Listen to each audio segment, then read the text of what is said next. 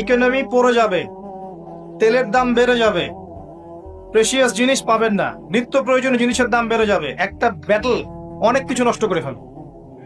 একটা যুদ্ধ বিশ্বের প্ল্যাটফর্ম চেঞ্জ করে ফেলতে পারে। সামনে একটা বড় ফাসাদ অপেক্ষা করছে, আল্লাহ ভালো জানেন। একটা বড় মালহামা হবে পৃথিবীতে, মহাযুদ্ধ। এই যুদ্ধে পৃথিবীর অনেক মানুষ মারা যাবে, এমনটা হাদিসের মধ্যে এসেছে।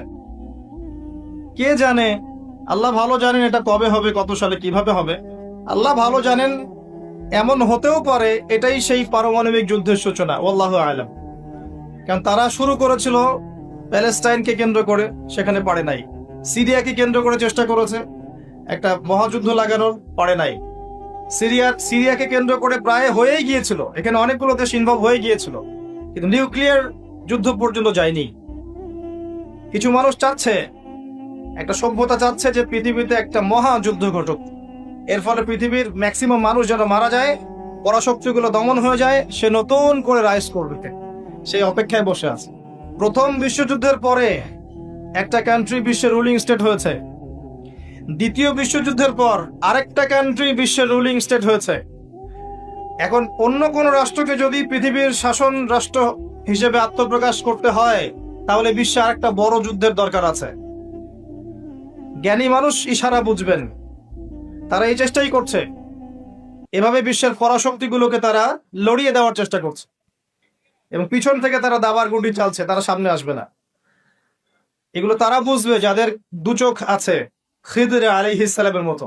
তারা বুঝবে না, লাহুম কুলুবুন লা ইয়াফকাহুনা বিহা ওয়া লাহুম আযানুন লা ইয়াসমাউনা বিহা ওয়া লাহুম আ'য়ুনুন লা ইউবসিরুনা বিহা উলাইকা কাল আনআম বাল হুম আদাল। এই শ্রেণীর মানুষ এগুলো বুঝবে না। তো পৃথিবীর প্রতিটা ক্ষেত্রে ফাসাদ মানুষ সৃষ্টি করেছে, আর মানুষের জন্য এই পৃথিবীর ক্ষতি অপেক্ষা করছে, পরকালীন ক্ষতি অপেক্ষা করছে। মানুষ বুঝতে পারছে না যে এর ফলে কি হতে পারে। মেডিসিন বন্ধ হয়ে যেতে পারে, পরিবেশের মধ্যে অক্সিজেনের লেভেল কমে যাবে, ফ্রেশ বাতাস পাবে না মানুষ, ফ্রেশ খাবার পাবে না, ইকোনমি পড়ে যাবে, তেলের দাম বেড়ে যাবে, প্রেশিয়াস জিনিস পাবেন না, নিত্য প্রয়োজনীয় জিনিসের দাম বেড়ে যাবে। একটা ব্যাটল অনেক কিছু নষ্ট করে ফেলে। একটা যুদ্ধ বিশ্বের প্ল্যাটফর্ম চেঞ্জ করে ফেলতে পারে।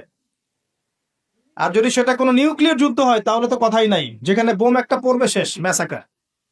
আর এখনকার নিউক্লিয়ার ওয়েপেন্স গুলো ওই জাপানের হিরোশিমা নাগাসাকির মতো নয়, এখনকার গুলো আরো অনেক শক্তিশালী। একটা বোমা একটা রাষ্ট্রকে উড়িয়ে দেওয়ার জন্য যথেষ্ট।